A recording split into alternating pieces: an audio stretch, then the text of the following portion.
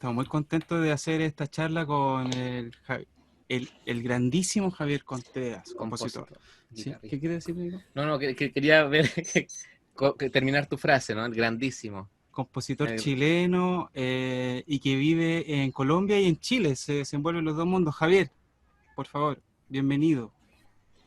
Hola a todos, hola muchachos, ¿cómo están? Estoy feliz yo de estar participando de este programa tan bonito, tan interesante. Sí, vivo en Colombia y vivo también en Chile, pero no a la vez.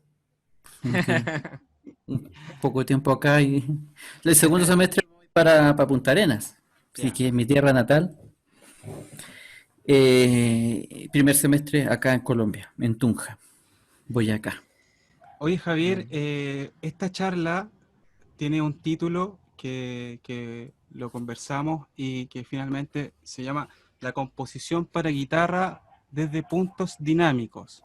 Eso es un título que surgió a raíz de una conversación que tuvimos con Javier y en la que él nos explicó que hace varios años él era muy diferente como compositor a lo que es o lo que pretende ser hoy en día. Un compositor mucho más acercado a la música folclórica eh, y que obviamente siempre mantuvo la interpretación de la guitarra clásica y según sus búsquedas se ha ido acercando mucho más al lado docto. Entonces, Javier, por favor, ¿podrías tú explicarnos un poco eh, qué quieres decir con este título y qué quiere decir con puntos dinámicos? Tiene que ver con que mi trabajo tiene un soporte que proviene de diferentes ámbitos de la música, ¿sí? El dinamismo en el sentido de diálogos que ocurren entre recursos que provienen de la música tradicional latinoamericana con elementos preponderantes que vienen desde el universo de la música clásica, de la guitarra clásica, y bueno, y en general, no solo de la guitarra clásica, sino de la música clásica. Tiene que ver con ese diálogo, más bien, que es un diálogo que produce un cierto dinamismo y vamos a realizar visiones respecto de la composición que están sustentados a partir de ese dinamismo, por eso desde puntos dinámicos. Sí. Eh, Javier, hoy día nos va a mostrar un estreno, vamos a estar viendo la partitura, si la conexión lo permite. También vamos a estar escuchando otras músicas de él. Les quiero recordar que si tienen preguntas, pueden escribirlas o pueden alzar la mano. Aquí la idea no es dejar todas las consultas al final. La idea es que conversemos y que ustedes puedan hablar con Javier. ¿Está bien? Eh, entonces, Javier, tú eh, vienes del lado folclórico, pero de raíz folclórica, ¿no? Totalmente. Sí, sí. Bueno, en un principio desarrollé música que podría ser más fácilmente asociada al ámbito de la música tradicional de Latinoamérica, de Chile, como también de otros países como Argentina, eh, Perú, Brasil, fundamentalmente eso. Después, otros países de nuestro continente. Pero en un principio recogía recursos eh, en una proporción mayor de esos universos, ¿sí? Mm. Con el tiempo, eso ha ido disminuyendo en mi lenguaje y he estado últimamente trabajando o recogiendo material más bien sin ningún tipo de exclusión por temas culturales o territoriales. Entonces he estado recogiendo todos los recursos que sean útiles a mi lenguaje sin consideración tanto de latinoamericanismo o nacionalismos específicos, como si fue el caso de mis inicios, que de todas maneras me ha dejado una cantidad importante de recursos que yo agradezco y que bueno, sin embargo he tenido necesidad de otro tipo de exploraciones, ¿sí? Con el tiempo. Y de todo ese universo de la música tradicional latinoamericana, conservo con especial cariño aquellos recursos rítmicos que eventualmente y esporádicamente también ocupo en la medida que los voy necesitando Claro. en mi trabajo. Pero no es que ya componga completas obras que puedan ser fácilmente entendibles como folclóricas o tradicionales, o obras latinoamericanas, sino más bien tienen que ver con un idioma un poco más universal, pero que se ayuda, en especial en el aspecto rítmico, de toda la herencia que he recogido de la música latinoamericana. Claro, tú dices una universalización de tu lenguaje, de tu forma de escribir, de todo un poco, ¿no? O sea, me imagino que al enfocarte en un comienzo a la música folclórica, también llega el momento en el que se hace acotado o te asfixia como compositor, según lo que dices de tu búsqueda, ¿no? Claro, sí. Em, hay que, para componer en el ámbito folclórico, hay que cumplir con una serie de requerimientos también. No es una cosa, requiere un cierto compromiso también de tiempo, de estudio, de análisis. No es así nomás, sino que eso requiere mucho tiempo, concentración, Mm. ¿cierto? Lo mismo que si uno ingresa en el ámbito de la música clásica, de la música que absorbe la totalidad del tiempo de uno, ¿no es cierto? Yo agradezco haber comenzado por una y haber ido derivando en otra, porque he logrado tomar de ambos universos recursos que son especialmente útiles para mi trabajo y me permiten expresar más claramente las cosas que el discurso artístico que tengo, que es individual.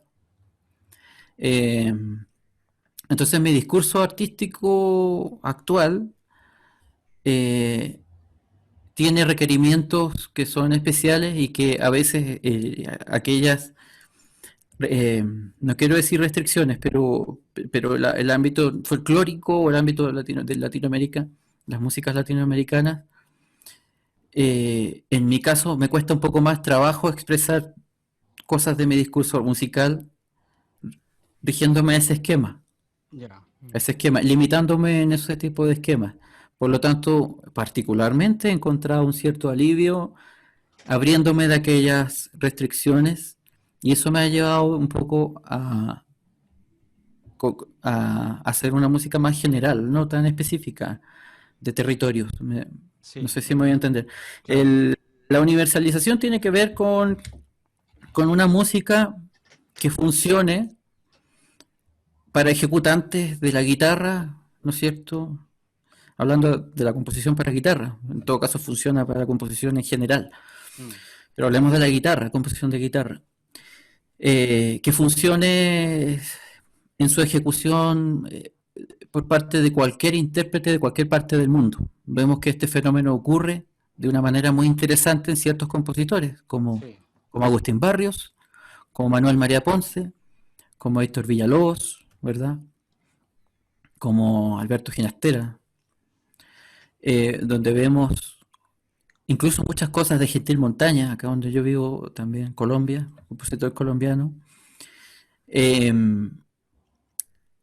es la tendencia que a mí más me resulta atractiva y mediante la cual yo me puedo desahogar mejor. Bueno, Leo Brauer también, ¿no es cierto?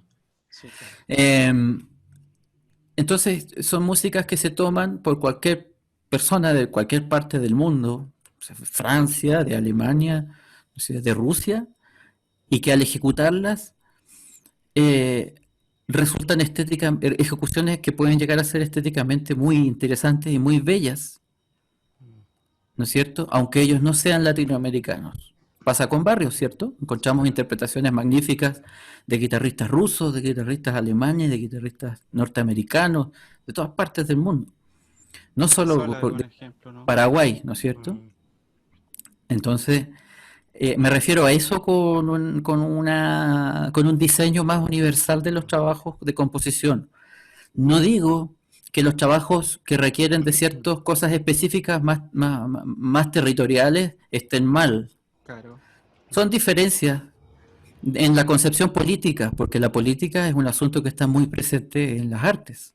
A veces no nos damos cuenta. Pero hay unas ambiciones en algunos compositores que son más sociales y que están fantásticas, que tienen que ver con discursos sociales y de reforzamiento de la cultura particular. Por ejemplo, si soy un compositor que a menudo incluye muchos rasgueos en mis composiciones o muchas técnicas que son específicas, por ejemplo, música de Ayacucho, y quiero tomar unos tresillos ayacuchanos y hacer unos fraseos muy altiplánicos, que seguramente en Rusia eso sí no lo van a tocar muy bien, pero los peruanos lo van a tocar magníficamente. Esas son concepciones sociales en el ámbito de la composición, una concepción un poco más social, y está perfecto, está muy bien. Eso corresponde, de hecho, a mi primera etapa como compositor, esa búsqueda más social. Esa búsqueda más social se ha tornado un poco más individual en mi proceso actual, ¿no? En mis ambiciones más actuales, que tienen que ver con un discurso más individualista, más individual, en donde sí utilizo convenientemente aquellas cosas que recibí de aquel pasado más social, ¿no es cierto? Sí, claro. Unos recursos rítmicos de la música latinoamericana que me sirven, que son muy útiles y la suelo usar, eh, pero son pretensiones de reforzamiento de un discurso más individual que a veces no requiere de músicas latinoamericanistas o de música nacionalista de nuestros países. A veces no lo requiere y cuando no lo requiere, no lo uso. Y puedo pasar 10 años sin usarlo.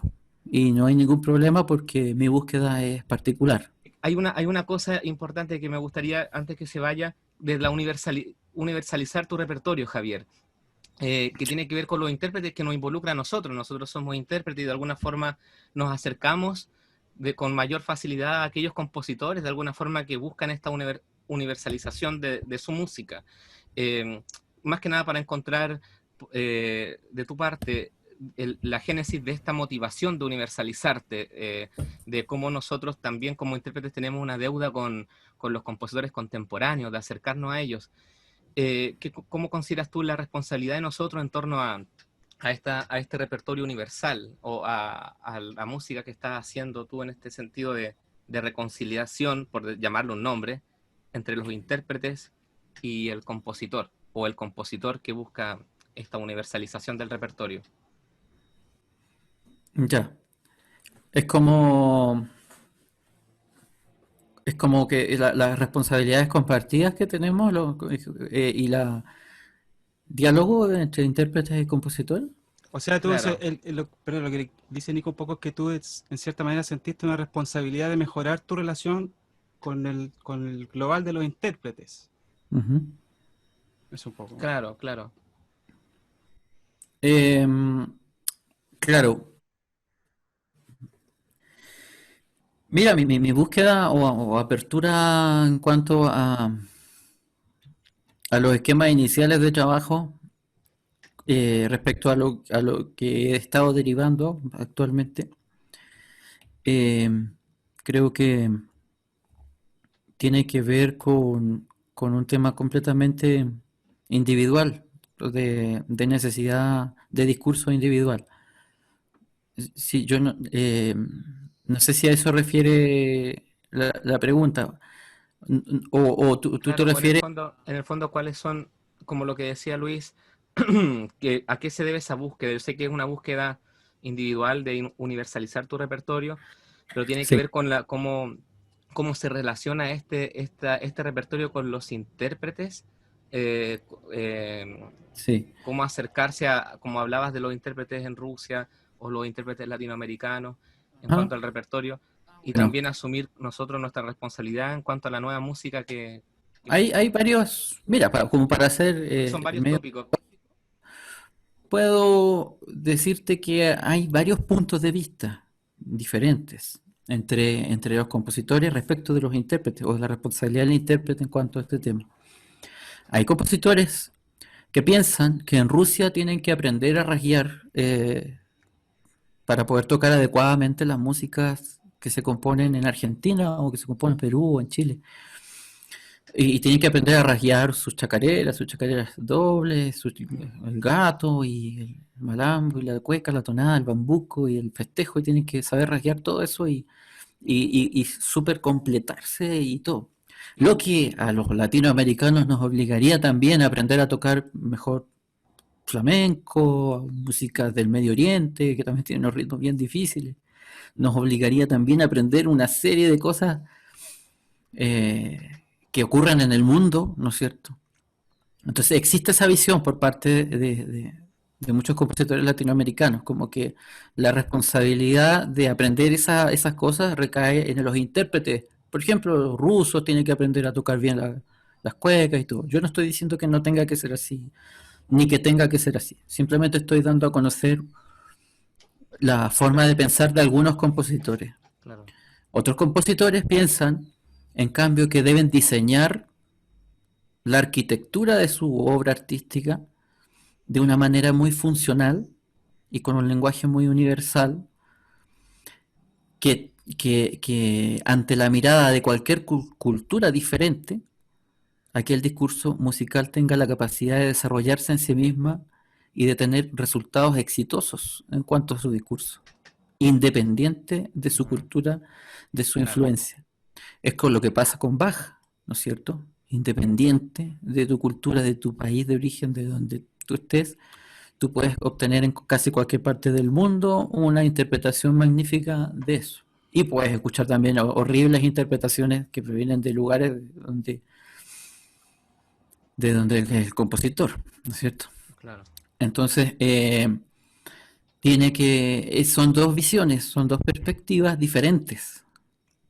A esto me refiero yo con visiones políticas también, lo que hablaba antes de la intencionalidad social, la intencionalidad individual. Ambas cosas existen en el universo de los intérpretes y de los compositores.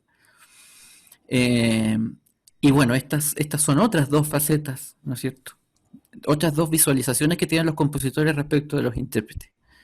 ¿Ya? Dos de más visiones, pero me parece que son las dos que estamos hablando, que estamos más relacionados, que estamos hablando. Entonces, la línea por la que he optado yo siempre es la de facilitar las cosas en el grado máximo al intérprete, para favorecer mi propio discurso. ¿Sí? Sí. Entonces, por otro lado, ¿qué responsabilidad tiene el intérprete? Bueno, esa responsabilidad depende si el intérprete está más de acuerdo con una postura o con la otra. Si el intérprete está de acuerdo con la primera postura de que él debe aprender a tocar absolutamente todo y en todos los estilos y en todos los lenguajes y hacerlo, buena suerte igual, porque es difícil, pero vaya que si alguien lo logra, me parece un prodigio, ¿no? Y fantástico. Sí. Y abriría también la responsabilidad enorme a los compositores para tener que también ampliarse, recontraampliarse en cuanto a sus concepciones y conocimientos. O sea, el intérprete funcionaría como un motor que obligaría al compositor también a perfeccionarse. O si el intérprete, ¿no es cierto?, es más amigo de las obras que están escritas en un lenguaje universal, ¿cierto? Claro. Con esa arquitectura universal que también es extremadamente exigente para el compositor. Sí, porque le obliga al compositor no sé, a refinar su técnica también, ser capaz de depositar su cultura específica, volviéndola fácil de traducir, digamos, sin perder su esencia, y volviéndola universal sin perder su esencia. Una obra que se deje tocar, que se permita tocar a ella misma, que no ponga dificultades a los intérpretes, sino que ofrezca facilidades, sin que esté votado tampoco, obviamente, sino composiciones con puras cuerdas. No me refiero a eso, sino facilidades de entendimiento, que sean cosas realistas, ¿me entiendes? Que la persona no haya tenido que nacer en ese lugar y haber vivido 50 años ahí antes de poder recién tocar esa música, ¿no? Me refiero a cosas más aterrizadas. Sí. Tu música bien ahora está buscando ser más universal, pero ¿eso significa que tomas otros esquemas Si es así, ¿cuáles son los esquemas que te están llamando la atención? ¿O tú realmente transgredes los esquemas y sigues esta búsqueda individual aún más allá, digamos? Los esquemas, bueno, las estructuras de las piezas las tiendo a ocupar varias, ¿no? Se ocupan varias. Y actualmente las diseño yo. Ya. Quiero entrar de nuevo a la comparativa con el universo de la música tradicional, folclórica de Latinoamérica, que yo sé componer eso y lo he compuesto durante muchos años. Durante un periodo estuve componiendo músicas de Latinoamérica con esquemas propios, particulares. Entonces me encontraba con la problemática de que si me cruzaba con alguna persona que realmente supiera de estas estructuras, esquemas tradicionales, de repente me decía, pues eso que has compuesto y tú le pusiste, no sé, chacarera, eso no es una chacarera, eso no es, porque tienes que repetir tal parte y eso tiene que durar exactamente 8 compases y el tuyo dura 12 y en realidad no es una chacarera, sino que es otra cosa. No le pongas chacarera, qué sé yo, o sea, siempre suelen ocurrir ese tipo de cosas en un principio. No está equivocado el folclorista. Él efectivamente sabe, ¿no es cierto? No sé, ahí se fue la imagen de ustedes, chicos, pero ¿están ahí? Sí, estamos acá. Ah, bien. Ellos saben de lo que están hablando. Es cierto que no es una chacarera, que no es una tonada, que no es una cueca en realidad, que me sobran 2 compases, efectivamente no lo es. Eso no le quita legitimidad a nivel de obra, ¿no? Pero tiene razón, que efectivamente no es una cueca, ¿no? Entonces nacen los apellidos que se ponen aire de cueca, aire de tonada, aire de chacarera, etc. Después de esa etapa, yo empecé a componer esas cosas con los esquemas correctos, ¿sí? Respetando el número de compases, la danza como tenía que ir. Hice varias suites. Hice suites de Colombia, una suite colombiana, dos suites de música argentina, y numerosas suites de música chilena, de varios países, de Perú, una suite peruana, con varias danzas. ¿Por qué? Porque buscaba experimentar con esquemas que sean los legítimos. ¿Ya? Entonces experimenté componiendo a esquemas rigurosos y me los aprendí, que tienen incluso estructuras. O sea, la armonía tampoco es gratis, la armonía también viene predeterminada en muchas músicas de esas, o sea, que tiene que ser el menor primero, después el mayor. Si lo haces al revés tiene otro nombre, etcétera. Y así son un montón de cosas técnicas que yo me acuerdo que me estudiaba, me aprendía, componía algo, a los 2 días tuve que dejar de hacerlo porque se empezó a limitar mi espectro creativo. Pues ya no podía componer estructuras, no podía componer esquemas. Y muchas veces esquemas armónicos tampoco, sino que a lo más podía incluir acordes de paso, algunas tensiones en las armonías, algunas tensiones en los acordes, disonancias, cositas así podía incorporar, pero en estricto rigor se acotaba bastante mi labor creativa como compositor. Entonces fue la primera necesidad ya de volver a una etapa inicial en la que no componía, ya componía mis esquemas. Entonces ahí ya no le puedes poner ni cueca, ni tonada, ni cosas. Porque obviamente otra vez ya no estaba respetando los esquemas. Diseñé entonces varios títulos. Por ejemplo, hice contracirillas, contracuecas, contratonadas. Agregaba la palabrita contra, sí, porque no era tonada ni cirilla, ni nada de eso en realidad. Porque no era otra vez los esquemas, porque estaba componiendo los esquemas, tanto estructurales como armónicos. Pero después también me empezó a limitar el discurso rítmico constante, o sea, la constante de que una obra tuviera todo el tiempo un mismo patrón rítmico, también empezó a producirme personalmente a mí un agotamiento en mi discurso. Mi discurso se me terminó con esa, por lo tanto, ello derivó en una curiosidad aún mayor en la música clásica y en la libertad que ofrecía aquella música. Así que Sí. terminó transformándose todo esto en un recurso de apoyo rítmico, toda la influencia de la música latinoamericana. Y me fui por las ramas tremendamente, yo ni me acuerdo que me preguntaste inicialmente. No, está bien, buenísimo. No sé si se Buenísimo. contestó. Súper bueno, Sí, porque sí. te preguntaba sobre los esquemas, qué esquemas elegías hoy en día. Entonces, finalmente Ah, es así, o sea, eso. esquemas individuales.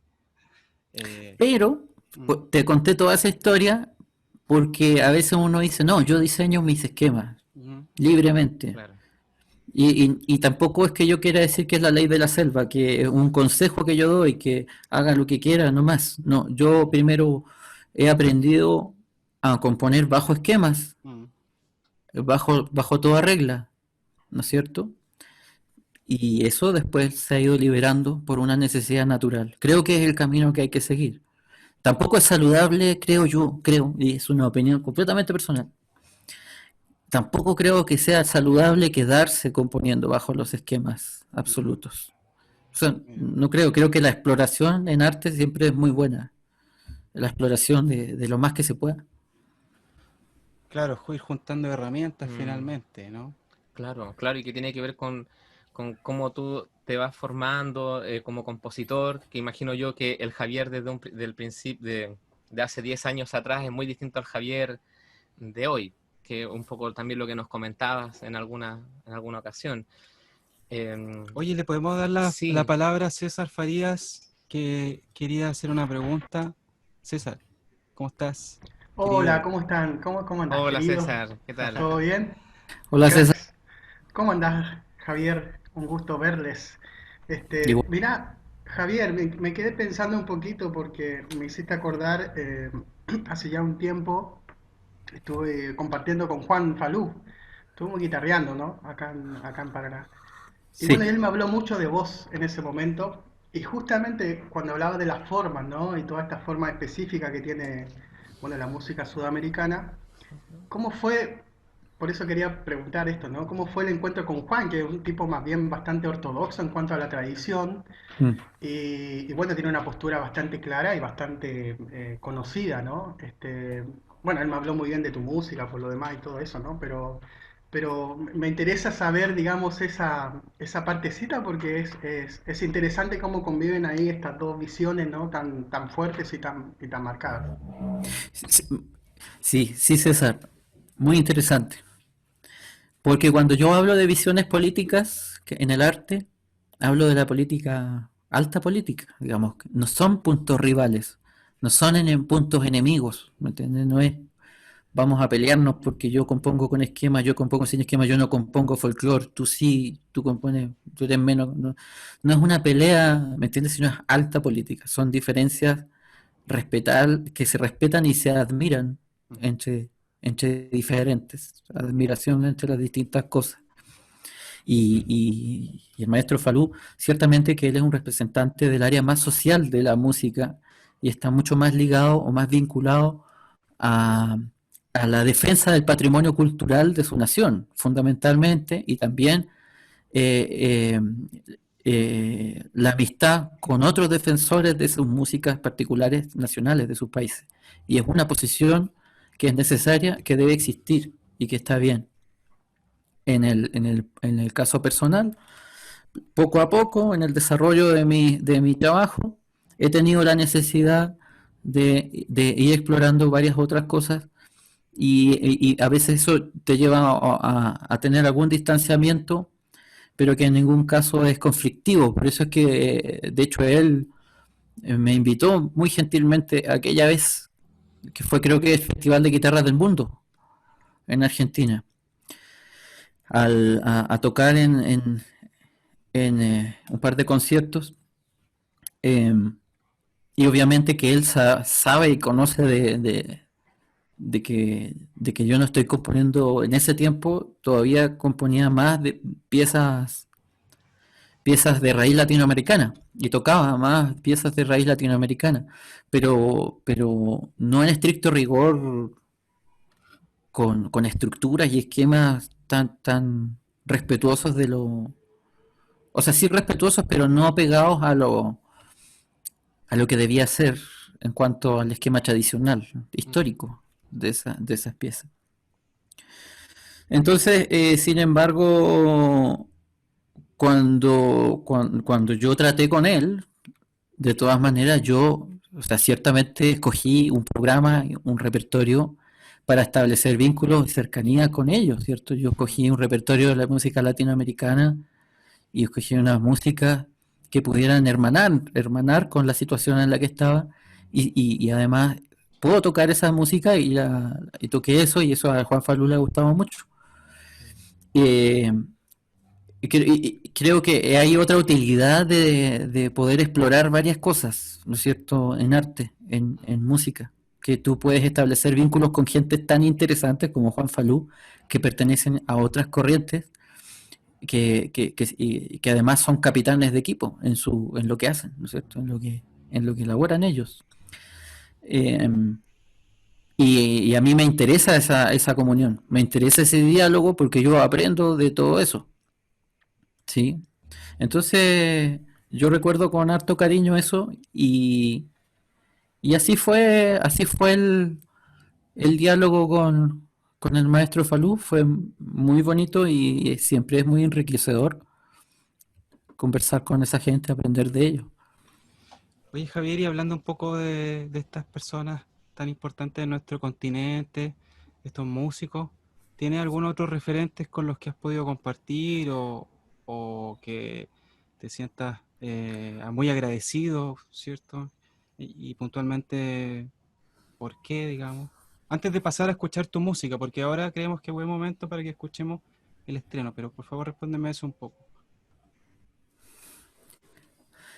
Sí, en cada etapa de mi proceso de aprendizaje he tenido la gran fortuna de poderme relacionar con personas eh, con personas que han sido importantes, Mm, que han sido personajes que yo he admirado y que posteriormente he llegado a conocer y estrechar vínculos con ellos y son motivo de felicidad tremenda.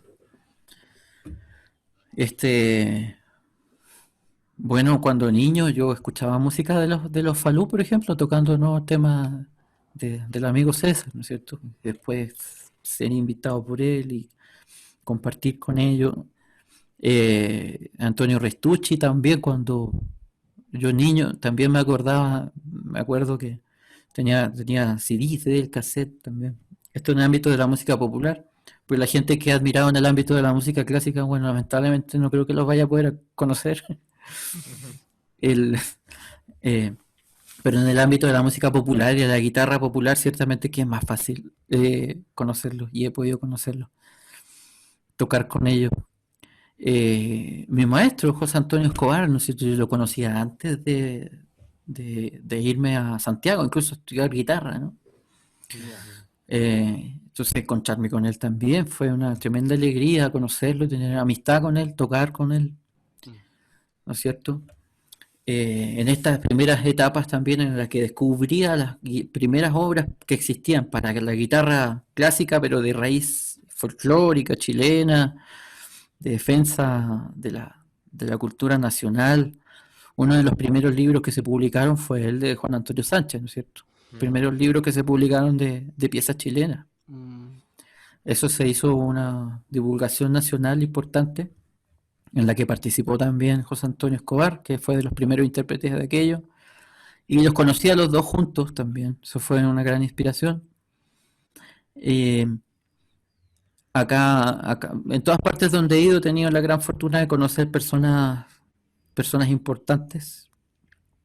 Y bueno, feliz de aquello. Acá no conocí a Gentil Montaña, pero ya. he conocido a todos sus compañeros, a sus amigos, a los que le hacían las transcripciones, tocaban con él, dúos, por ejemplo, los hermanos Ah, Saboya.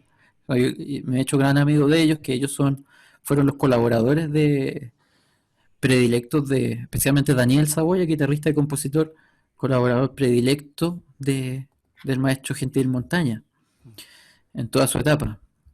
Eh, entonces ha sido heredero también de toda mm. de su conocimiento. Sí, así que bueno, he tenido la fortuna sí de conocer personas Ay, a las que había conocido anteriormente y han sido encuentros muy felices. Muy felices. Y bueno, entre hartas personas. No se me viene a la mente tantos más ahora. Javier, ¿te parece Bueno, si podemos escuchar ahora el estreno y ver la partitura Bueno, esto y es un lograr decir estreno. algo? Sí. quizás nos Sí, podrías esto contar. es muy interesante porque eh, esto contradice todo lo que yo he dicho anteriormente. Las tonadas de Valencia. No, esto no, en realidad no lo escogí, lo elegí precisamente porque ya desde el título se puede ver, ¿no? Esto se llama Los siete cantos de la tonada desvanecida. Estamos hablando de tonadas, ¿verdad? ¿Se ve la partitura, Javier? ¿Tú ves la partitura? Sí, Ah, ya, yo la veo perfectamente, la veo claramente. ya, que estoy pasando la página. Entonces, esta es una composición que tiene 7 partes. ¿M?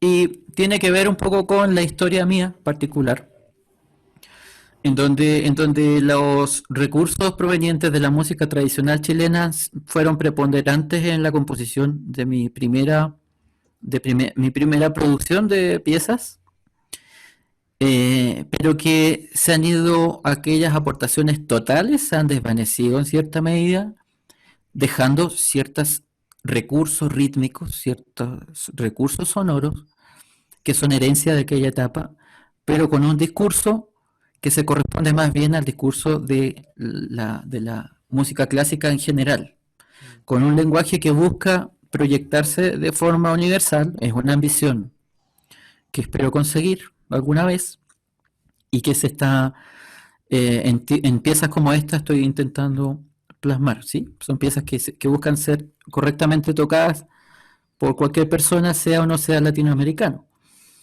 Pues se pueden observar en estas piezas, en esta pieza, que es una obra en 7 partes, como dije anteriormente, se puede observar que hay ausencia de rasgueos, por ejemplo, pero hay otros atributos rítmicos que emulan ese tipo de recursos. Si se ocupan rasgueos, son rasgueos universalmente realizables, o sea, realizables por cualquier guitarrista, como los rasgueos de las músicas de otras piezas de transcripciones, por ejemplo, de música española, música, rasgueos que aparecen en música de Joaquín Rodrigo, por ejemplo, que no necesariamente son esos rasgueos de Paco de Lucía, ¿no?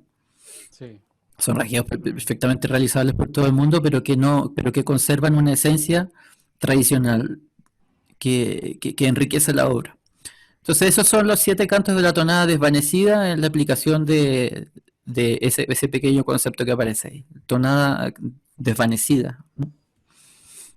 Javier, vamos a escuchar ahora y vamos a intentar seguir la partitura, porque somos un poco torpes aquí con el Claro. programa, pero Nico, Sí, es difícil usar el... Sí, ¿se escucha adelante. eso? Vamos a hacer una prueba. Se escucha, ¿cierto? No hay problema. Ya, lo voy a poner bien aquí. Sí. Y vamos a saltar a la...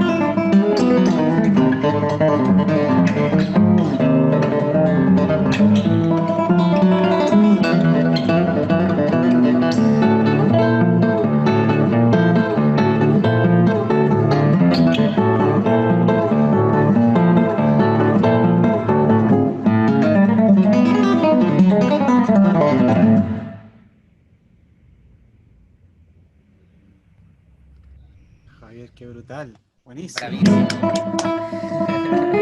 Bravísimo, bravísimo. Increíble, buenísimo.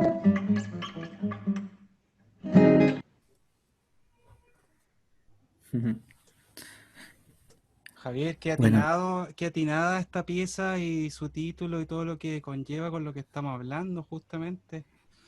ujú, Vamos a dejar de sí, compartir aquí a menos que ya. quieras después mostrar algún ejemplo, tú me vas diciendo. Bueno, claro. Sí, bueno, la propuesta que tiene eso eh, es como sugerir el espectro, como un fantasma, espectro de una tonada que anda por ahí dando vueltas. En el interior del desarrollo de mi lenguaje individual subyace un espectro de una tonada. Y es una manera de reforzar el concepto de la no literalidad en el arte, que es lo que he estado tratando de trabajar también, que es mi objetivo, la no literalidad, digamos. O sea, no plantear las cosas de manera literal como un ejercicio múltiple de objetivos, ¿sí? Sí, Poner en trabajo también, tanto al intérprete como al oyente, en el ejercicio, en la tarea de descubrir cosas, de descubrir pequeños detalles que están incorporados dentro que están casi codificados dentro de la composición. sí, Es notable, Javier. De hecho, antes de comenzar esta sesión conversábamos, bueno, tú nos mencionabas sobre los guitarrismos, también como las cosas pianísticas esto o porque tú encontrabas Sí, que la obra tenía... sí, conversamos en algunas cosas como ciertas influencias, cosas, digamos, de gestos que vienen de la parte rítmica y luego estas cosas que irrumpen, estas escalas rápidas que aparecen, y habíamos encontrado alguna semejanza a bueno, algunos gestos que hace Brauer también, ¿no? O lo braueriano, lo guitarrizado de su, Claro, y de su pensábamos que es repertorio. tan difícil no sonar como Brauer igual. Eh, sí. Entonces Javier eso Bueno, lo explicaba de Eso una lo manera explicaba, muy sí, buena. sí, sí, sí. sí, no solamente el maestro Brauer. Claro, Pueden encontrar ahí cosas de Alberto Ginastera, también en También, bastante abundancia, y también de Héctor Villalobos. Hay cosas claro. que están ahí eh, que si se busca se va a sí, encontrar. Y es porque estos compositores han trabajado lo que ustedes dijeron, el guitarrismo, muy bien, ¿no? A menudo nosotros en la guitarra estamos igual acostumbrados a tocar bastantes pianismos, por ejemplo, en cuanto a escalas. mm, Debe ser de pronto de nuestra herencia, de que un catálogo importante de nuestro repertorio como guitarristas proviene de transcripciones de música de piano, principalmente aquellas cosas de España, transcripciones que hemos hecho nosotros mismos los guitarristas, en muchos casos. Mm. Y eso ha influenciado a muchos compositores y guitarristas a componer pianísticamente en la guitarra, ¿no es cierto? También ha pasado mucho. Hay escalas y efectos que a veces no aprovechan tanto, por ejemplo, el recurso de cuerdas al aire de la guitarra. O que estos compositores que te mencioné anteriormente, que conocían muy bien la guitarra, bueno, Ginastera no tocaba guitarra, pero válgame que era estudioso ese hombre, ¿no? claro. Y Sí. genio, brillante. Entonces, bueno, se conocía perfectamente. Y quizá tocaba guitarra. porque yo también eso. La cosa eh, es que han explorado precisamente esos juegos, por ejemplo, de velocidad Sí, con situaciones técnicas favorables al claro, instrumento, a la guitarra. ¿Ya? Sí. Bueno, Brauer lo ocupa en muchísima abundancia, pero un montón, un montón, un Mm. montón. Es casi que dos frases de compás, o un compás, perdón, un compás, y Mm. al tiro claro. los Claro. guitarrismos, ¿no? Es Mm. muy frecuente. Y está bien usarlo porque son piezas para guitarra, ¿ya? Entonces eso establece similitudes.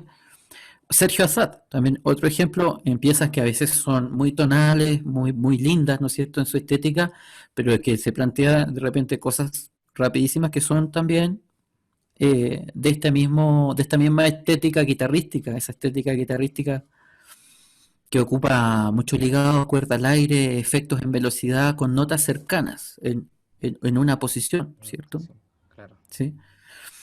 Eh, entonces aprovechar el instrumento, eso genera de una forma Bueno, qué bueno en todo caso.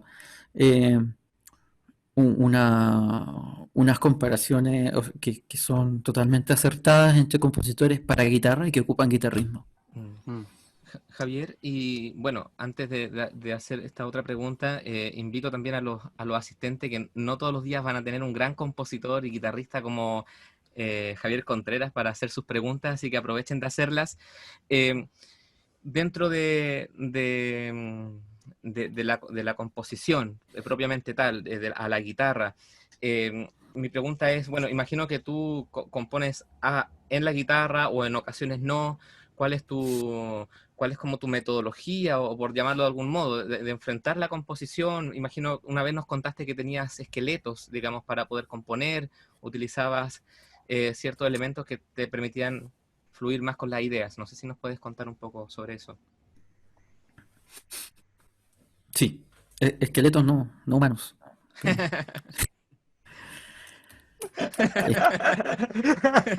Perdón. No fui médico o algo así. Disecciones. Eh, sí, de todo un poco. Mm, Em, de todo un poco. Un poco de tocar pulsando el instrumento, así nacen algunas cosas. En especial, cuando uno anda bien corto de tiempo, sirve bastante la guitarra. Afortunadamente estudié guitarra, entonces es un instrumento que puedo tocar. Entre paréntesis, pienso que, y esto es una opinión personal también, que todos los compositores debieron tocar un instrumento bien, porque también hay otra corriente que dice que el compositor no debiera tocar instrumentos, no debiera ser intérprete. Ya. Son tendencias que están muy presentes también en la academia, ¿no es cierto? Que yo no soy anti-academia en todo caso, ¿eh? Pero no puedo dejar de mencionarlo de todas maneras, que sí ahí claro, que se presencia mucho tipo de este tipo de mitos, ¿no? Que el compositor no debiera tocar.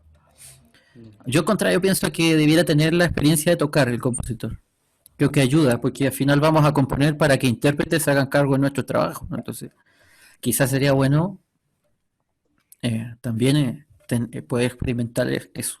Además, es una situación de corroboración muy linda. O sea, corroborar una frase en tu propio instrumento, tú mismo, te integra un poco más a la música de una manera más de espiritual, intelectual y física.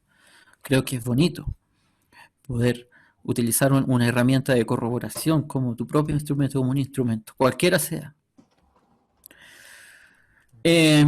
Sí, entonces es necesario desarrollar técnica que trascienda tu instrumento, porque como compositor o en la vida de compositor se presentan desafíos, como componer para instrumentos que no son el tuyo. Tú lo dijiste muy bien, o sea, ustedes lo mencionaron bien. El violín tiene violinismos, ¿no es cierto? El cello, chelismos y así. El piano tiene sus pianismos, la guitarra sus guitarrismos, lo que generan poco a poco un cierto discurso instrumental, que es fundamental Sí. y que se tiene que aprovechar porque son muy lindos, ¿no? Entonces, el,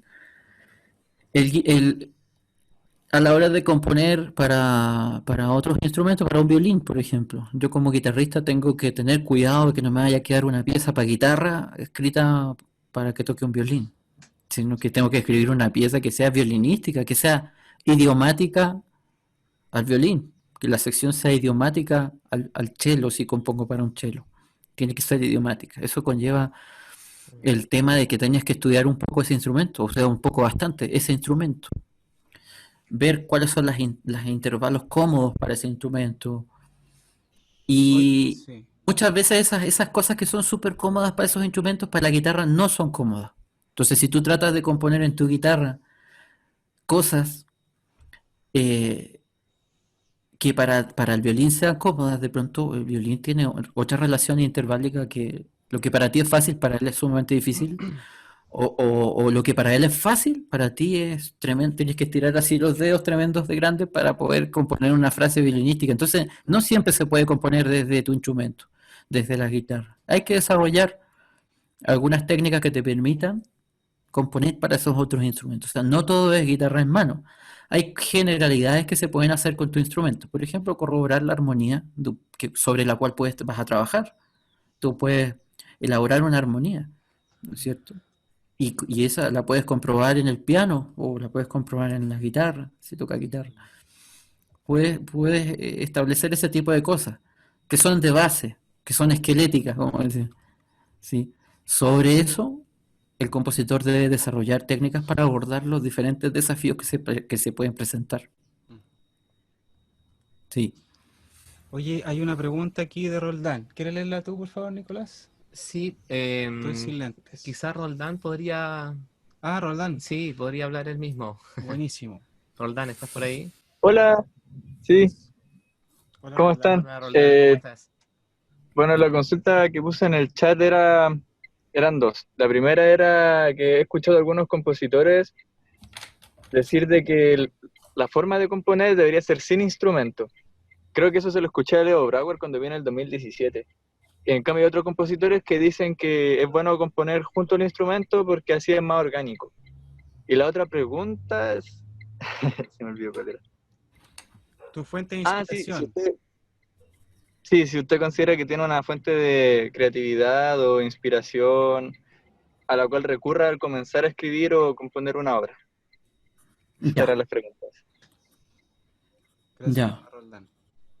Gracias, sí, Roldán. Muy buenas preguntas y muy buen dato que entregas de Maestro Brauer.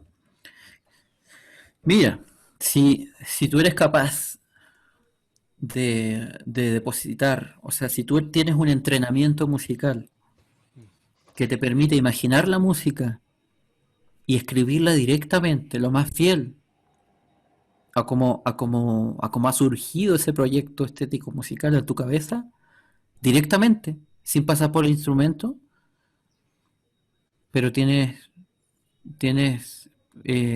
tu vida como compositor aseguradísima.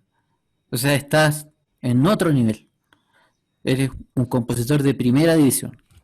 Si tú eres capaz de imaginar tu música, pero imaginas buena música, ojo, porque quizás una música y escribirla directo a tu programa, al papel, y bueno, no solo esa capacidad de imaginar y escribir te asegura, bueno, tener resuelto todo el ámbito de la composición. Debes imaginar cosas que tengan algún valor artístico e intelectual también, que tenga un soporte poético e intelectual y que eso se manifieste además en música. Si tú puedes hacerlo sin el instrumento, es absolutamente fantástico, es muy bueno. Yo lo hago en un porcentaje, digamos, no tengo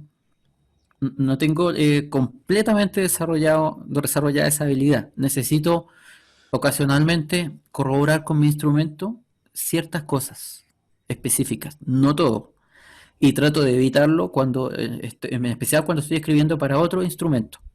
¿Ya? Trato de no acudir demasiado a la guitarra y de imaginar las líneas, los discursos. ¿Sí? Trato de imaginarlo principalmente. Y la guitarra me sirve para corroborar. ¿Ya? Si pudiera prescindir de la guitarra para corroborar ciertas cosas, sí, fantástico. Sí que es lo que dice el maestro Brauer y es completamente cierto. Ahora, si yo te obligo a hacerlo, digamos, no toques la guitarra, no toques el piano y todo, probablemente nunca llegues a desarrollar lo otro. ¿Ya? Quizá en un comienzo sí tengas que corroborar con tu piano, con tu guitarra, con tu violín, lo que sea que toque, en un comienzo, y generarte un entrenamiento auditivo también. Es importante entrenar auditivamente, entrenar eso, hacerte autodictados. Hay maneras muy prácticas de hacerse autodictados. Tú, por ejemplo, puedes conocer canciones X del folclore de la música clásica, parte con cosas del folclore, por ejemplo, un pocos acordes. Trata de escribir la armonía completa, luego corroborarla con tu instrumento, a ver si lo hiciste bien. Así entrenas tu oído armónico. Escribe las melodías de piezas conocidas, canciones elementales, ¿ya? Canciones de cuna, escríbelas completas y después empieza a escribir el bajo también. hay muchas formas, y luego corrobóralo con tu instrumento. Hay muchas formas de generar entrenamiento auditivo que es fundamental, es muy importante. Hay que tener una base mínima de entrenamiento auditivo para poder componer fielmente a lo que tú imaginas. Pero siempre en un comienzo es bueno corroborar con tu instrumento si es que tu entrenamiento no ha sido terminado, no está terminado tu entrenamiento auditivo. Estoy absolutamente seguro que el maestro Brauer eso lo tiene terminado desde los 15 años, ¿ya? Entonces él seguramente no acude tanto a su guitarra o a su piano. Sin embargo, es absolutamente recomendable, mientras se desarrollan esas habilidades, que sí se desarrollan, mientras se desarrollan, puedes utilizar tu instrumento como elemento de corroboración. Lo puedes utilizar porque lo que no debe pasar es no componer. Si tú quieres ser compositor, tienes que componer. Y si no puedes depositar directamente tu composición al papel porque necesitas corroborarlo con tu guitarra, hazlo, pero de ninguna manera no componer. Eso es peor. Eso es peor. Entonces, sí, fuente de inspiración. Bueno, mira, eso es difícil. Es una pregunta que es difícil, muy difícil. A menudo se toca ese tema como si habláramos de elementos externos siempre a la música como fuente de inspiración, la musa inspiradora, etcétera, ¿cierto? Son elementos externos que te inspiran a componer algo. Por ejemplo, estoy muy triste, me pasó algo terrible, voy a componer algo. Eso es muy relativo, existe esa inspiración, yo pienso ciertamente, aunque a mí particularmente no me pasa. ¿Ya? Yo si estoy muy triste, yo no puedo componer nada porque estoy triste. Si tengo rabia, tampoco. No. Necesito conseguir un estado de relativa tranquilidad para poder que se me ocurra algo. Si no, no puedo. Es quizá una limitante. Pero bueno, esa es parte de mis limitantes mías. Sí, puedo recordar cuando estuve triste, pero ahora estoy más tranquilo y ahora sí me puedo sentar y componer algo. Y luego yo puedo inventar que cuando estaba enojado y triste compuse eso. Pero eso ya es otra cosa. Sí, Eso y puedo hacer, y eso es total, uno puede decir lo que quiera después. Y que lo compuso a los 4 años. Oye, Javier, hay una pregunta de un chico antes de dar la palabra sobre lo de Leo Brauer. Yo creo que él es diferente también por varias razones, no solo porque creemos que tiene un oído así buenísimo y lo que dijo Javier, también tiene mucho oficio, obviamente, y la manera de componer de él es de mucha recolección, de mucho reciclaje de sus obras. Entonces, Revisionismo. claro, hay mucho de otro tipo de proceso a la hora de componer. Y también, para los que hemos estudiado harta música de él, yo creo que se nota un poquito que hay cosas que la hace con la guitarra, porque son demasiado guitarrísticas o cosas que son difíciles de imaginárselas así. Pero eso es una cosa que yo quería opinar. Mira, Luis, estoy de acuerdo contigo. Yo pienso que el maestro Brauer sí ocupa su guitarra.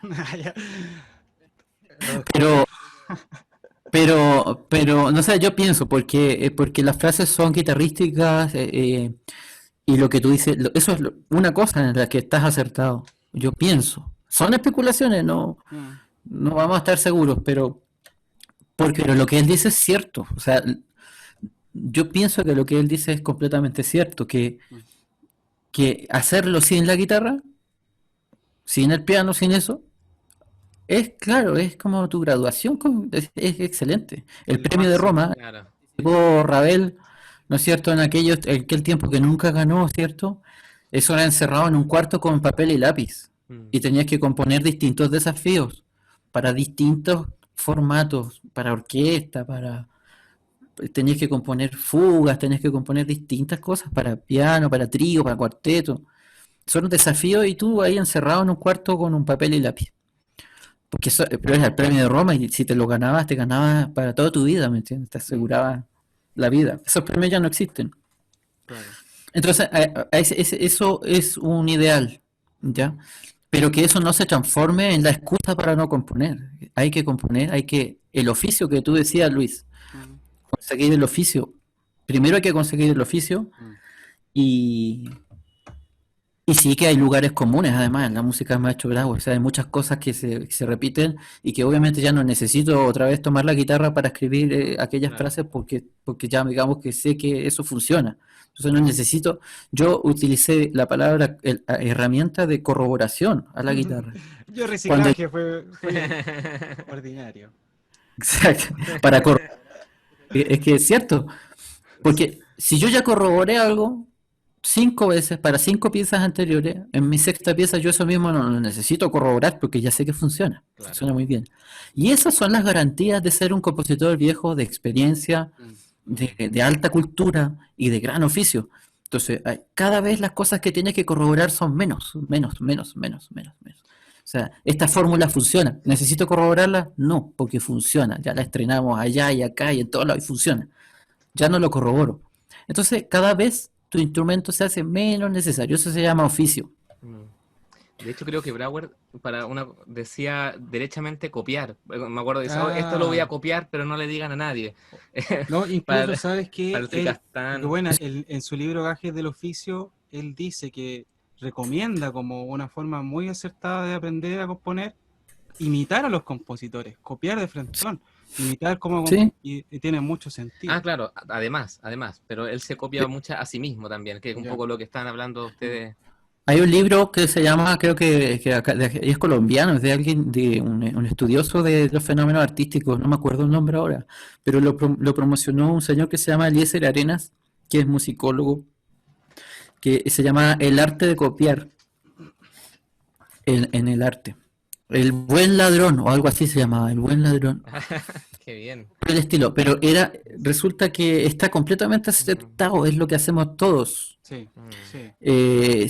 Si tú primero te gusta algo, tú tienes que descubrir cómo es que eso fue hecho. Claro. Tienes que tratar de sonar lo más parecido a eso que a uno le ha gustado. Así estudié composición yo, Sí. particularmente.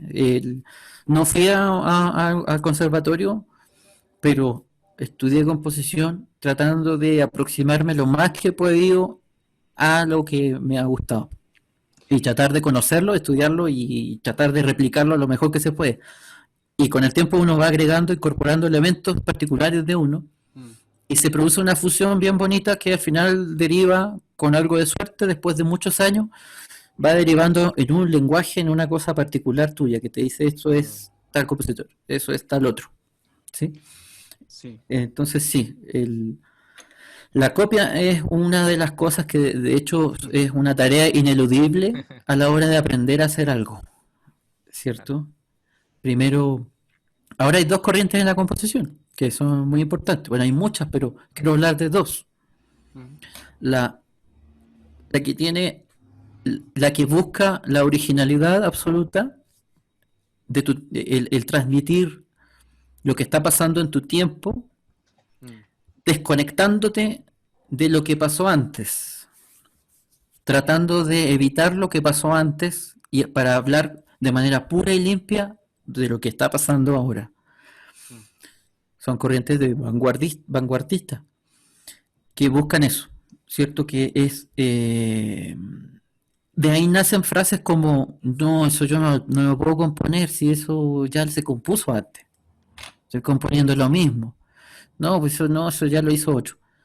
Sí, eso que compusiste está bonito, pero eso ya lo hacía tal tipo. Entonces, no estoy diciendo que no sea así, ni que esté mal. No estoy emitiendo juicios de valor, sin embargo, que eso es una corriente. Digamos que evita sonar parecido a tal compositor o parecido a tal época, o que si eso se hizo en tal época no se puede hacer ahora. Está prohibido. Es muy religiosa esa corriente, es muy religiosa.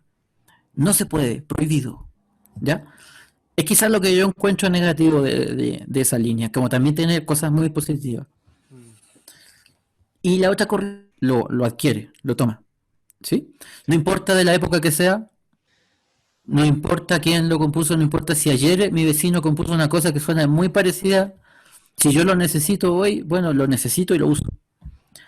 Si eso ya se compuso yo por los románticos, bueno, y ahora lo necesito, bueno, lo uso. Si eso lo hacen los jazzistas, pero yo lo necesito, lo uso.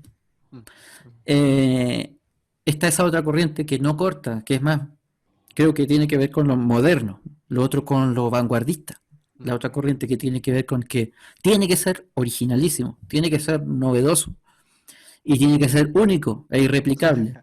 Me subo al escenario, me tiro de cabeza y agarro a guitarrazos al público y le digo que son las 7 cantos de la tonada desvanecida, por ejemplo, la misma, y que se trata de eso, valor intelectual, artístico, que digamos que a nivel de discurso puede ser interesante y puede estar bien, puede estar acertado. Pero es una línea de composición que existe, Sí. ¿ya? No es la línea que yo hago, pero existe y está ahí. Solamente quería hablar de que existen ambas líneas de composición a propósito de algo que comentaron ahí. Pero me parecía interesante mencionarlo por eso. Sí, Javier, está súper interesante. Quisiéramos igual darle la palabra a la gente que está muy Sí, atenta. Mauricio Campos fue el primero que dijo que tenía una consulta respecto al ritmo. Mauricio, ¿quieres plantear tu duda, por favor? Hola chicos, hola Hola Javier. Mauricio, ¿qué tal? hola Mauricio, Hola. ¿cómo vas? ¿Qué tal? Muy bien por acá. Sí, sabes que, mira, estaba escuchando como la pieza, los 7 cantos de la tonada, y hay algo que me resultó especialmente relevante, que es un aspecto que estoy desarrollando también en el aspecto compositivo autodidacta, y es un aspecto que de repente me cuesta un poco desarrollar, que es la rítmica, en especial porque la rítmica de acá de Latinoamérica encuentro que todavía, para mi proceso que es más o menos principiante, encuentro que hay como muchas variantes, pero no me deja de sorprender el hecho de que en el trabajo que estás desarrollando actualmente llegues como al punto de establecer una variación rítmica que se transforme en una amalgama. Entonces, ya ese es como un proceso que veía que lo desarrollaba bien el Alberto Ginastera, Sí. entre tantas otras personas, Bartók también con su neonacionalismo, pero Sí. me gustaría saber cómo lo has trabajado tú actualmente. Sí. Gracias Mauricio, Gracias, Mauricio, buenísimo. muy interesante pregunta. Yo creo que está relacionado con las distintas formas, el arte del desarrollo, que también puede ser el arte de la... Se puede visualizar como un desarrollo, como también se puede visualizar como un tratamiento cuidadoso de la reexposición, de patrones rítmicos. Se puede visualizar de cualquiera de las dos maneras, que las dos maneras son similares pero no son iguales necesariamente. Esta pieza que escuchamos trabaja en una proporción conceptos de desarrollo y en otra proporción reexposiciones de células de pequeños pasajitos, de incisos. Ya se toman incisos que son como menores que una frase a veces, pero que en la medida que se van repitiendo de manera organizada y de tal manera de no cansar, uno tiene la sensación de que es la misma pieza. Es como, en vez de poner una bomba grande para explotar algo, pones muchas bombitas chiquititas, pequeñas bombitas. No haces un gran desarrollo clásico romántico que tendría que tiene pasajes más largos de desarrollo y llega a puntos mucho más diversos, ¿no es cierto? En el caso de esta pieza, sino más bien ocupa la reexposición organizada de pequeños incisos presentes en el tema inicial. No hay una búsqueda premeditada tampoco de reiteraciones. Eso lo trabajé de todas maneras midiendo una cierta distancia en la medida que se produce un acontecimiento musical. Mido una cierta distancia antes de generar esa repetición de aquel acontecimiento musical. No las dejo ni muy juntas, los voy a resumir, ni muy lejos. Tienen una proporción. Importante que no sea solo una, porque si no te pones como agotador. Pues si tú haces tan, taca, taca, tan, taca, taca, tan, taca, taca, tan, y aunque tú pongas 3 células rítmicas entre medio, igual vas a hacer tan, taca, taca, tan, taca, taca, ta, ta, ta, tanta, taca, tanta, y después dices, ya, sí, ya entendimos, ya Ahí se fue te mucho. atacan. Entonces, hay que medir con cuidado la distancia Mm. en las pequeñas reexposiciones. Cuidado que en el concepto de desarrollo general que nos enseñan siempre, nos hablan de desarrollar frasecitas que no son tan chicas siempre, sino que una frasecita, una semifrase puede ser, que tiene que estar presente cada cierto tiempo. Yo estoy tratando de trabajar en grados más mínimos, más chiquitos, de incisos que se van reiterando. Es otra concepción similar al desarrollo, pero que tiene que ver más bien con una reexposición cuidadosa de incisos.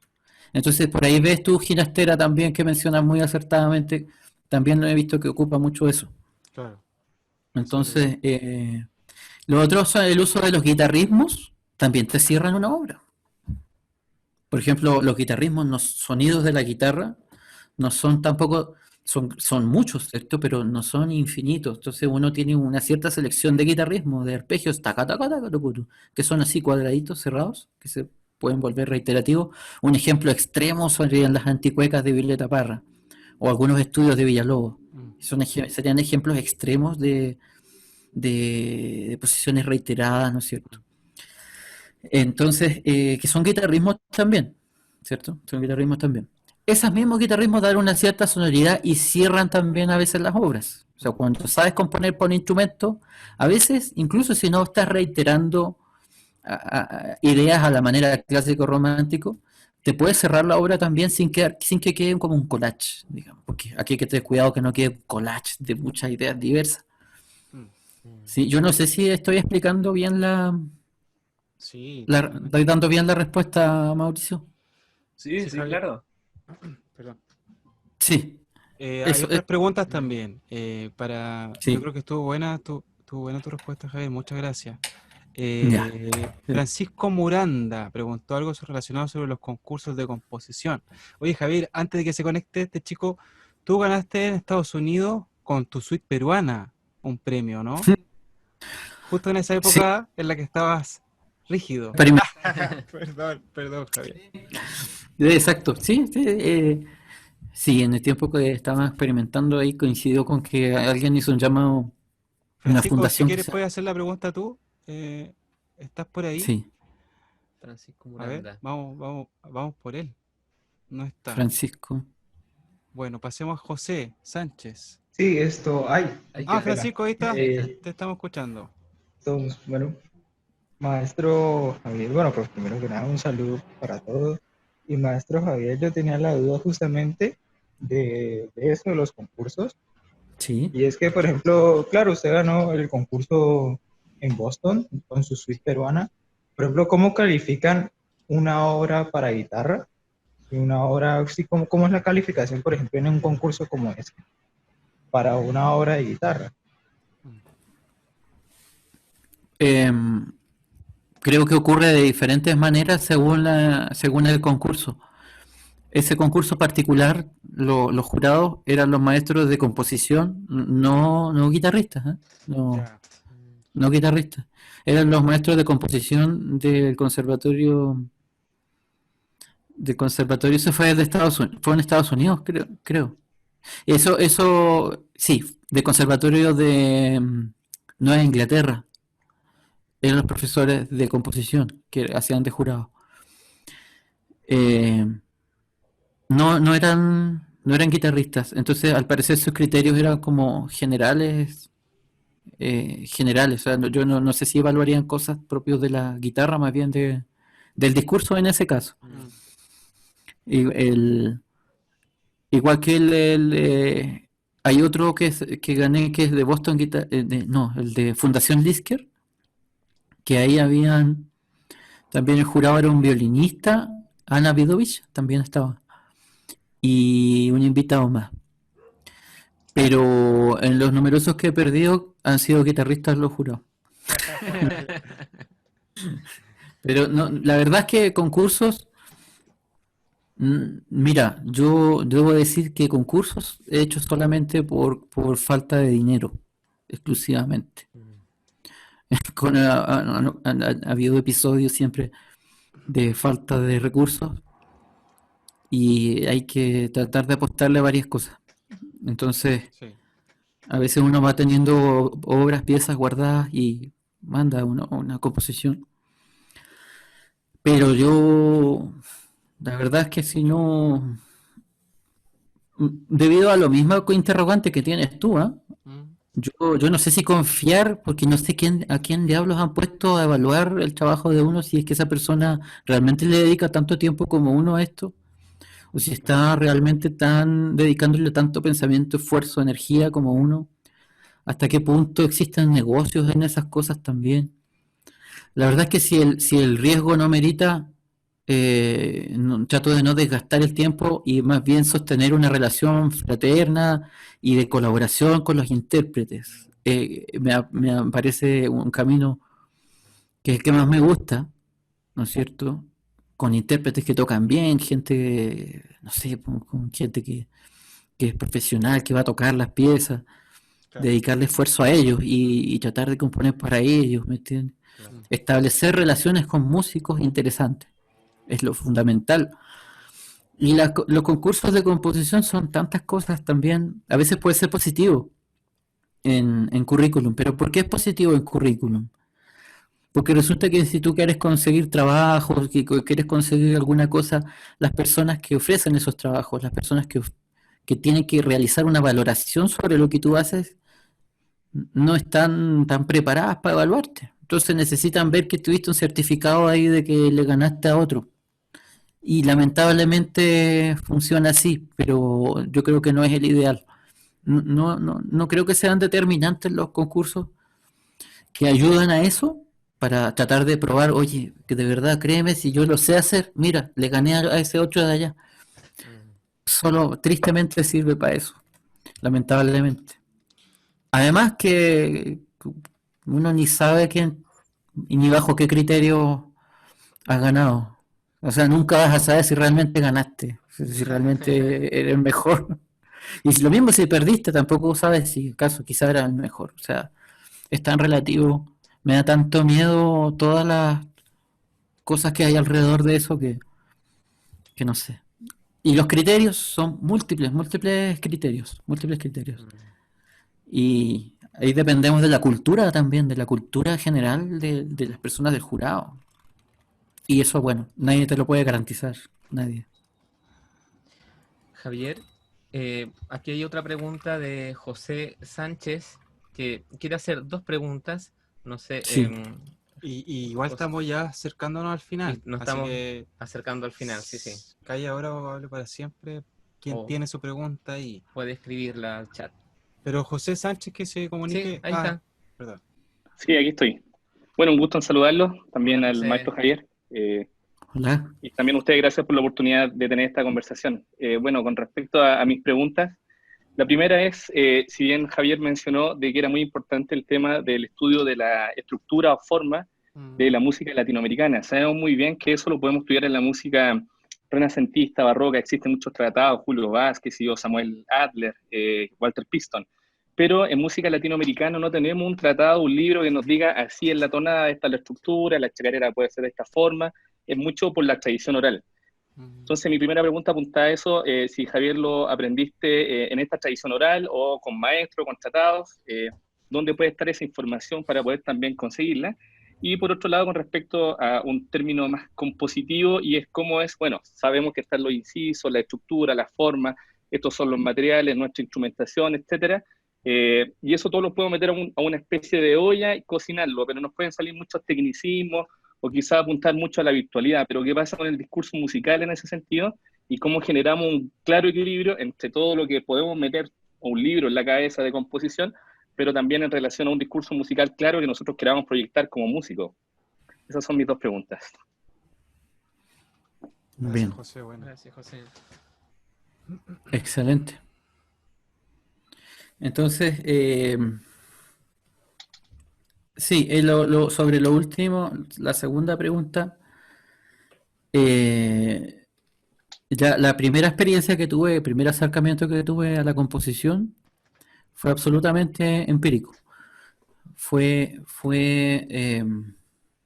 desde la intuición, absolutamente, desde la intuición y desde escuchar cosas y tratar de imitarlas. Fue por imitación. Mi aprendizaje de composición fue por imitación, en resumen.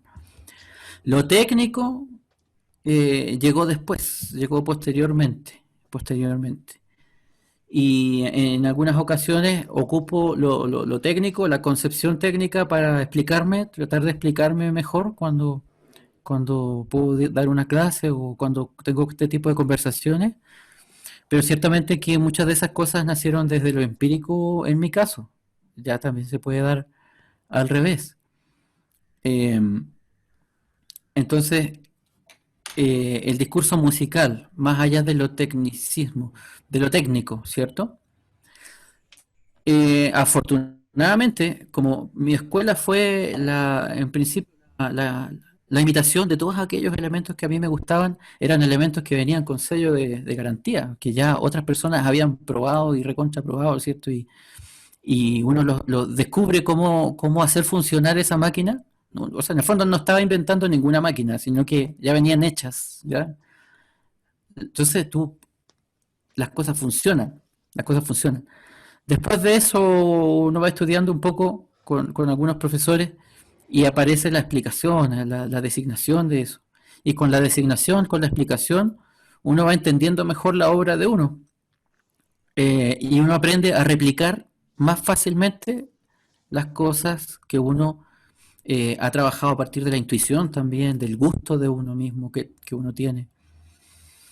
De la utilización de herramientas que son funcionales al discurso que uno tiene. Yo trabajo en primera instancia por ese impulso primitivo de componer algo, esa necesidad de componer algo, uno siente que tiene algo adentro que quiere uno expresarlo artísticamente con música y empieza uno a tomar criterios, decisiones estéticas desde la intuición, fundamentalmente, desde las experiencias, desde las cosas que uno ya sabe que funcionan.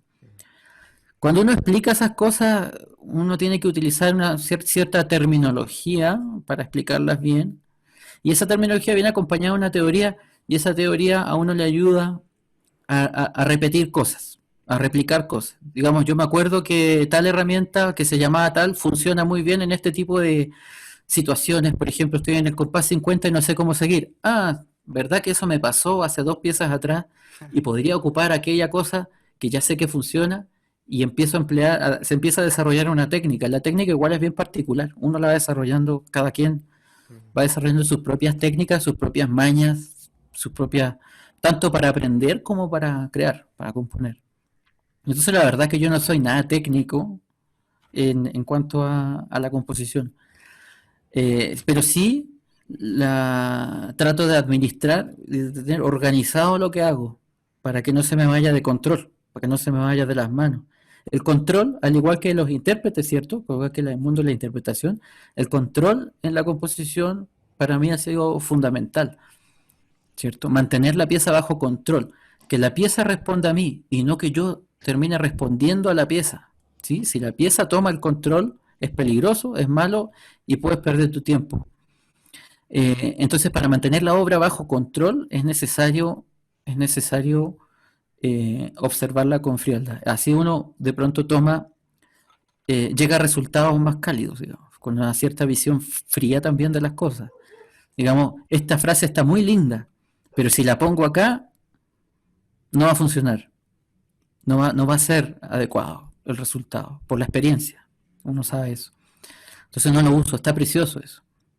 Entonces si yo hago caso solamente a mi musicalidad, a mi emoción solamente, y plasmo cosas lindas, lleno la pieza de cosas lindas, el resultado final a veces no es tan feliz, no es tan lindo. A veces si yo deposito solamente un pasaje lindo, por ejemplo, un pasaje adecuado, y el resto es como un camino para llegar a aquello, y después un cierre, el trabajo queda mucho más elegante y está bajo control del compositor. Muchas obras se hacen por un solo pasaje, o sea, existen completas por un solo pasaje. Y ese pasaje le da toda la identidad musical a la obra. Si tú sacas ese pasaje vas a ver que todo el resto es tecnicismo. Y yo digo, wow, me ha pasado viendo algunas cosas. Oye, o sea que solo esos 5 compases eran los que me gustaban de esa obra de media hora. Y tú dices, oh, qué inteligente. Y uno empieza a admirar la inteligencia del compositor, no solamente su estética y su intuición y su musicalidad, sino su agudeza, su inteligencia. Me pasa mucho con Ginastera, ¿sabes? Yo creo que es de los que más admiro, que tiene un control bárbaro de la música, que a veces por un pasaje tú crees que te gusta todo y resulta que el tipo compuso 10 compases que son fantásticos y eso es lo que te gusta y lo administra tan bien. En el fondo esto es administración de recursos. Y había otra pregunta. Sí. ¿Qué hiciste?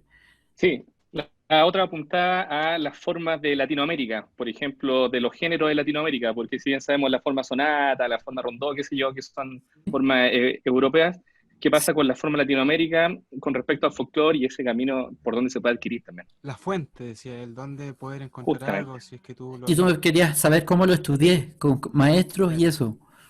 Claro, si es como esto, la tradición oral, porque sé que en Argentina, por ejemplo, hay escuelas de folclore, en Perú, pero en Chile es un poco limitado, no existe tanta información al respecto. En Colombia también aquí hay también escuelas formal de música colombiana. Hay maestrías y doctorados, hay de todo, de música colombiana, instrumentos colombianos, tiple. Bueno, yo no pude aprender así. Estudié, pero de la música a la cual tuve acceso. Entonces lo primero que hice fue tocar música y de ahí me transformé en intérprete. Tuve que, lo que es de guitarra, tuve que primero sacar música para guitarra, tocarla. La toqué mucho tiempo toqué guitarra clásica. Entonces, ese fue el primer paso. Tocar mucha música, sentirla en mis manos, en mis dedos. Luego ciertos giros son más fáciles de replicar y así empecé a hacer mis primeras composiciones. La escuela que tuve yo fue del análisis de las músicas preexistentes, tuve que analizarlas.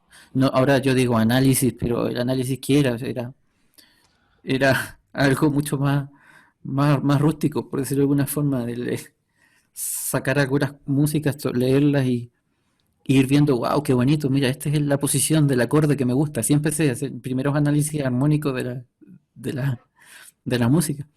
Mira estos pasajes, uy, qué lindo es. Ah, esa es la forma del acorde que me gusta sobre la guitarra. No tenía idea cómo se llamaba eso, pero bueno. Así fue la etapa de estudio de análisis inicial. Los rasgueos, bueno, mi papá tocaba bastante folclore, me enseñó varios rasgueos, por ejemplo. Entonces yo aprendí a rasguear cosas.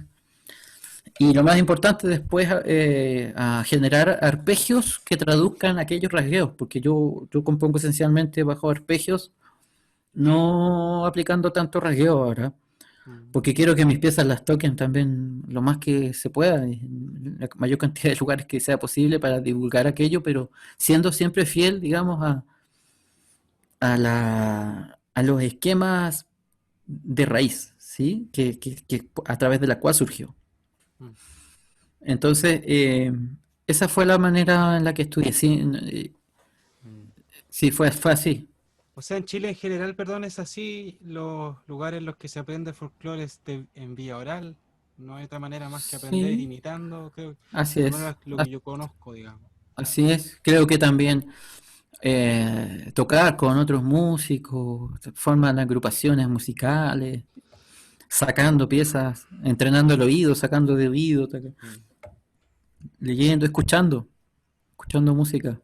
Oye, Javier, ya te llevamos casi 2 horas hablando contigo aquí, yo lo encuentro súper interesante, seguiría, pero es como un Gracias. abuso casi, pero sí que No, bueno, quiero yo agradecer. encantado.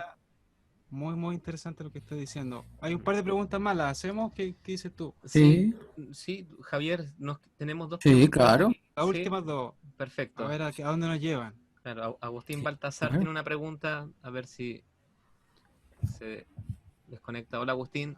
Sí. ¿Se escucha? Sí, ¿Sí? sí, está bien. Muy bien. Maestro, felicidades por su composición. Muchos saludos desde Lima, Perú.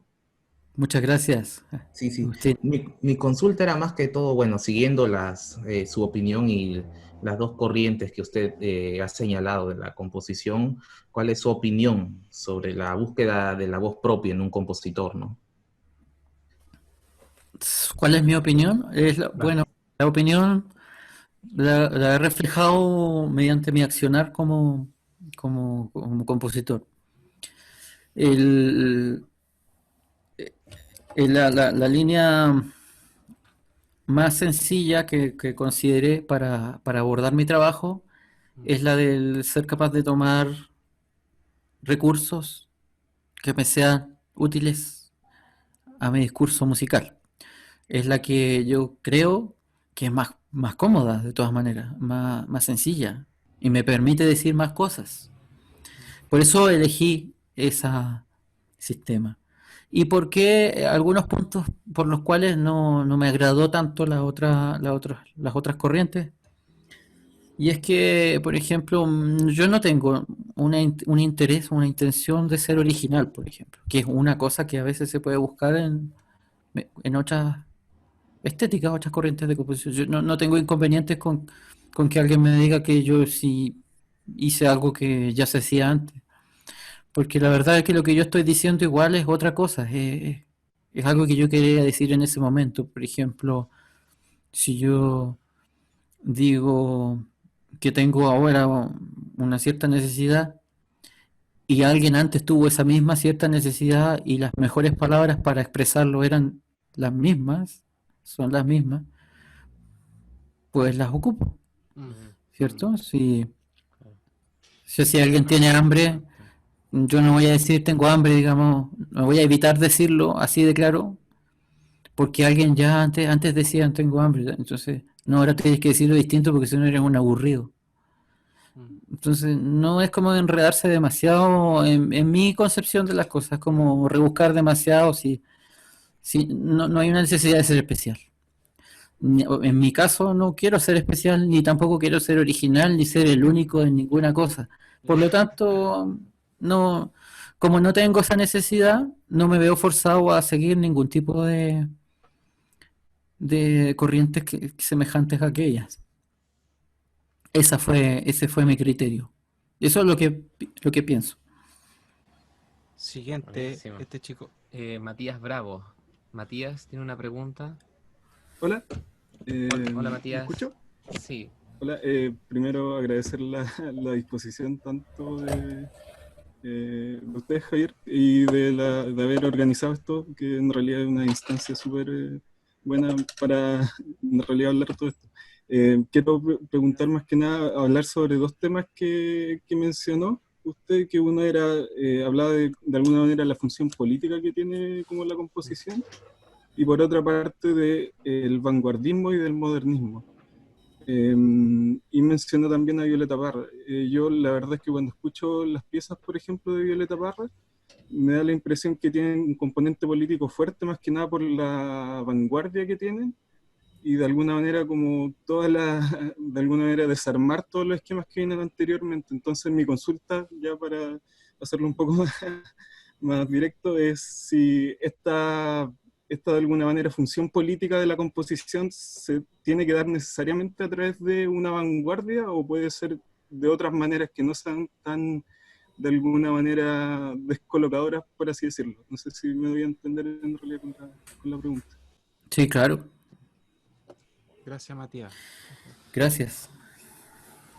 Sí, yo siento que las piezas para guitarra de Violeta Parra representan una voz de rebeldía, ¿cierto? No son piezas que sean ciertamente...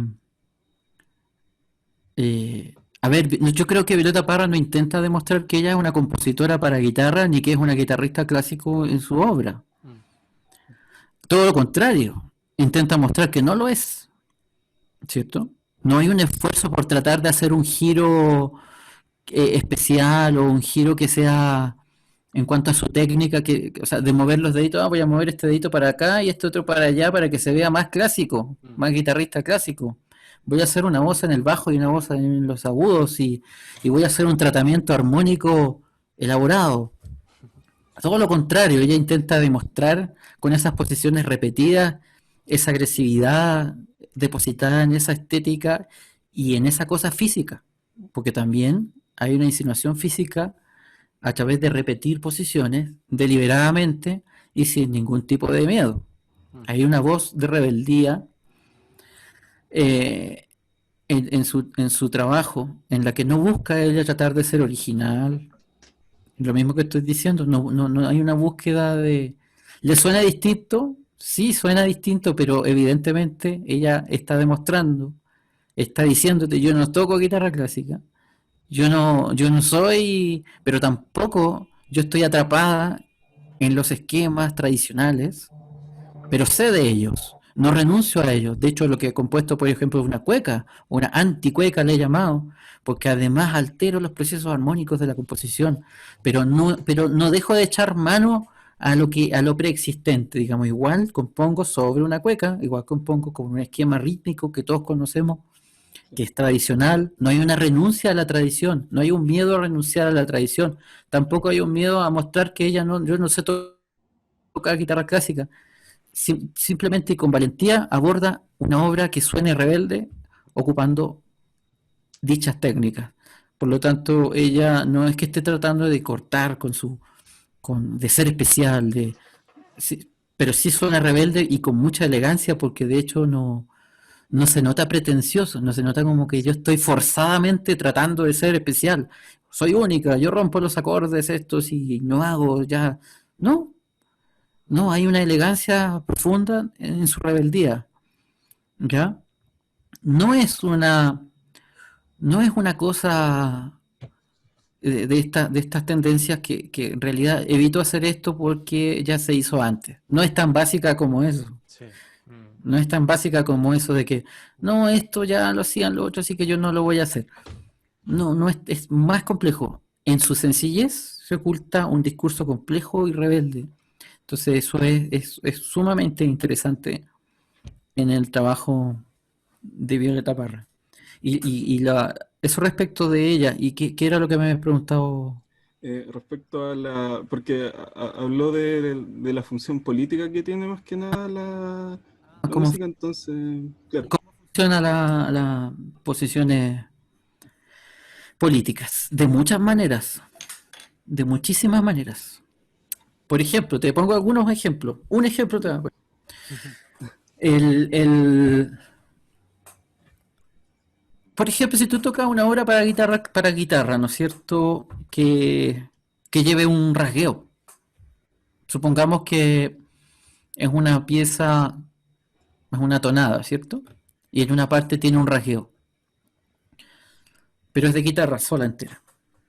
Una posición latinoamericanista, política, va a decir, así debe ser la guitarra clásica. Debe incluir rasgueos también, porque nosotros los latinoamericanos no somos menos. Si por ejemplo, lo que componen en Europa para guitarra clásica es inmediatamente catalogado como guitarra clásica, y lo que se compone en Latinoamérica, y por haberle puesto tonada, por ejemplo, es inmediatamente folclore. Aunque tu tonada sea intelectualmente más profunda, técnicamente más difícil, es folclórica. En Europa se considera como músicas tradicionales latinoamericanas de folclore. Pero sin embargo, si un compositor muy menor europeo compone una pieza muy sencilla, como Lágrimas, por ejemplo, que es linda, ¿no es cierto? Pero es sencillita. Pero eso es música clásica. Eso sí es música clásica, inmediatamente. Dura 1 minuto y medio. Y es muy sencilla. Y es música clásica, es decir, una categoría, ¿no? Clásico viene de esta concepción de la excelencia. Música excelente, así como un Mercedes-Benz, por ejemplo. Es un clásico, porque es un auto excelente. Juega al Real Madrid con Barcelona, es un clásico, porque son dos equipos excelentes, es clásico. Clásico de esta concepción de la excelencia, ¿cierto? Entonces, ¿por qué, por ejemplo, una tonada como la que tocamos recién? Mostré los cantos de la tonada desvanecida, en función a una tonada, aunque no es... Porque alguien podría considerar que eso es folclórico, sin embargo, Lágrima es clásico. Entonces ahí tienes dos posiciones políticas. Tu posición política es, esto es clásico, porque tiene todo la complejidad intelectual técnica para ser clásico. ¿Por qué me dices que esto es folclórico solo porque soy latinoamericano? ¿Entiendes? Entonces, ahí hay una posición que es política, ahí ya hay una rencilla que tiene otra índole, que no es musical, que no tiene nada que ver con la música. Ahí anda es una disputa política que anda revoloteando por ahí. O sea, la función política en el arte es sumamente importante, ocurre, y para el compositor es muy importante porque el compositor puede jugar con esos conceptos y puede depositar su propia voz crítica ante ese tipo de situaciones. Así se hace presente la política en el arte y todo el tiempo está presente, todo el tiempo. Ahora, si es consciente, mejor, porque si la política está presente de forma subconsciente, el artista no está consciente de su labor política o de su posición política ante las cosas, no está terminada su formación. Ok, O sea, muchas no hablo gracias. de derecha o izquierda, ¿me entiendes? La política trasciende eso. Sí, ok, muchas gracias. Vale. Qué Javier, interesante. muchas gracias, Buenísimo. Javier. Es que buena esta charla. Buenísima, Y buenísima, los Javier. felicito a todos porque se Muchas han quedado gracias. hasta el final y hemos estado aguantando aquí, pero es que ha estado muy, muy interesante. Muy interesante, sí. Qué paciencia. ¿Se fueron muchos? No, No, nadie. nadie. Y nosotros Luis. vamos a seguir con el seminario, pero a ti ya te despedimos, Javier. Realmente Vale. un honor escuchar tus No, por reflexiones. favor. A mí me volaste en la cabeza, me dejaste así pensando muchísimas cosas, así que te lo agradezco. Gracias, Luis. Gracias, Sí. Luis, Nico. Muchas gracias. A Muchas ustedes. gracias. Muchas gracias, Javier. Realmente esperamos tenerte en otra ocasión y dejar invitados también a los asistentes a seguirnos en otro programa que vamos a tener contigo, Javier, más adelante. Muchas gracias a ustedes, muchachos. Un honor conversar con ustedes y bueno, también profesionales de tan alto nivel, ¿no es cierto? Siempre son intimidantes. No, estuvo Bueno, muy bien. oye, gracias y por la entrevista y muchas gracias a todos los asistentes por haber participado, por haberse quedado hasta el final y por su paciencia. Gracias a todos. Gracias, Javier. Chao, chao.